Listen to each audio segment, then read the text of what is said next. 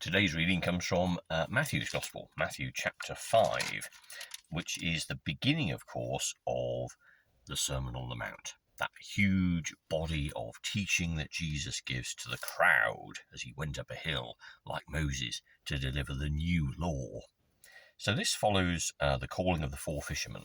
So the Sermon on the Mount begins with what we call the Beatitudes. Happy are those, blessed are those, which turns the values of the world slightly on its head and will shock those who hear.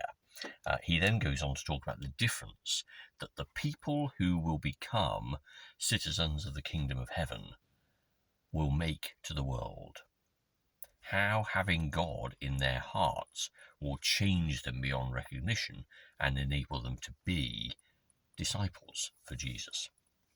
And he prefaces the sections we're going to have, which are called the 6 Antitheses, because they have this sort of pattern. Well, 5 and 6 have this pattern of you have heard that people were told in the past, or you have heard that it was said, but I tell you. So it's kind of this is how you've heard it, this is my new interpretation. Just before the 6 Antitheses, Jesus is talking about the law and tells people he hasn't come to do away with the law, even though it's a new law, but it is a reinterpretation.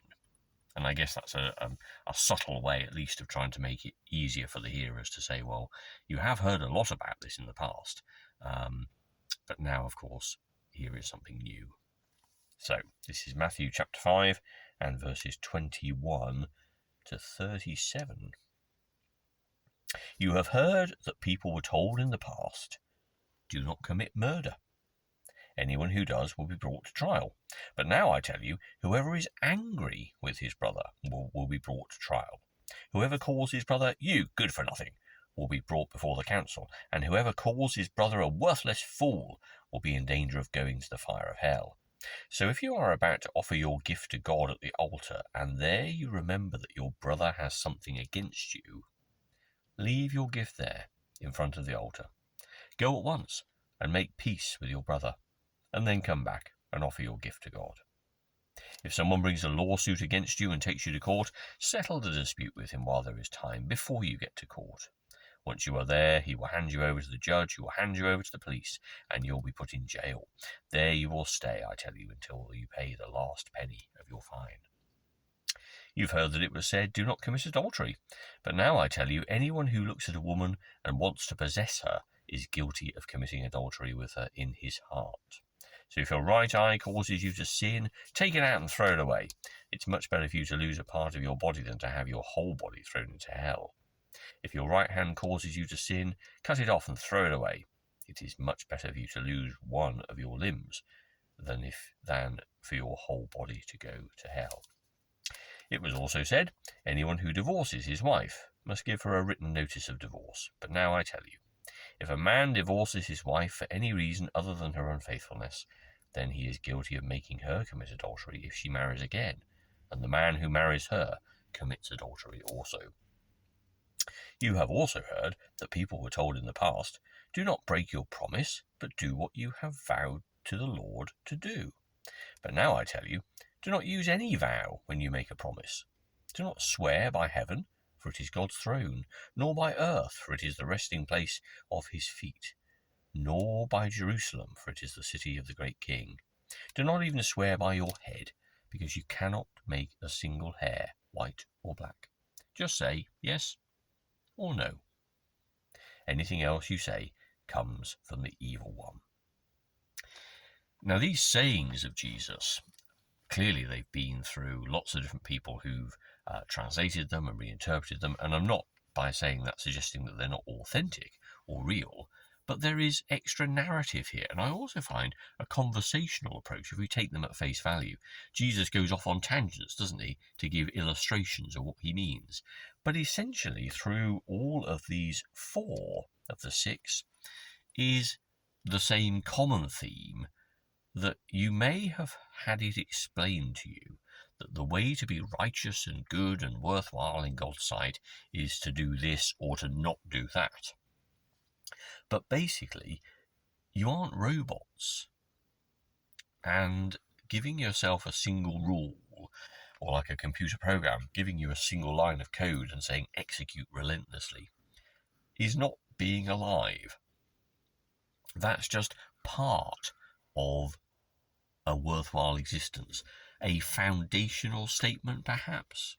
And what Jesus talks about is not these specific elements of law like murder, adultery, divorce, taking God's name in vain. These aren't single binary, don't do that. They should go for the person who seeks to have a fuller relationship with God much, much, much deeper than that. Murder is the extreme end of anger. Adultery is an extreme outworking of lust and desire and pursuit of self-gratification in the face of all sorts of difficulties for other people. Divorce is like the vows, a kind of an attempt to destroy what you've already committed towards, I guess, though that one needs unpacking more. But we have before us more than just simple rules that need to be followed.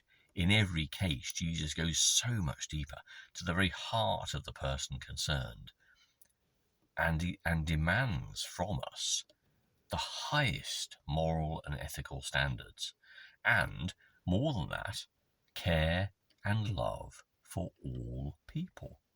For it's hard to be angry with people when you love them. You may not like them, but you love them because they're valued by God. They are important to God and they matter to God just as much as you do.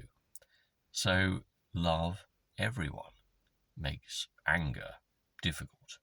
It is impossible to regard yourself as a pious individual, someone who holds Jesus close to your heart, and yet to tear a strip off somebody in a shop just because they haven't served you the way you like, or to shout at a fellow motorist because they've done something you disagree with, or to be angry with anyone about anything particularly, because that isn't God's way. That isn't the way of the kingdom. And similarly with all these other things, they are actions that put yourself at the center of all of life and demand that your wishes and your desires and your wants are paramount. And that the most important thing that can possibly happen in life is that you get what you want. And that, again, is not the way that Jesus has come to show. His way is selfless service and love and care and universal acceptance of everyone. It's a little bit like if you're, says he, going off on his own tangent, driving a vehicle. You do need to know the rules of the road in the country that you're driving in. You need to understand what side of the road to drive on. You need to understand what the signs mean. You need to understand what a speed limit means. You need to understand a lot of basic black and white rules. But a good driver, a driver who causes least inconvenience to everybody else, is the person who is careful of other drivers, who is attentive completely to what's going on in the road and off the road, the potential risks that could happen from the pavement or wherever you are. And this is the hallmark of a good driver, someone who is always on the lookout and whose primary interest is the safety of him or herself, the passengers in their car, and everybody else on the road and off the road. Everyone whose lives could be put at risk through your actions. And that's not a bad metaphor for the Christian way of living, because we are moving along on a journey, encountering all sorts of people unexpectedly, and our reaction to them needs to be universally one of love and acceptance and grace, because we know ourselves to be loved by the God who made all things.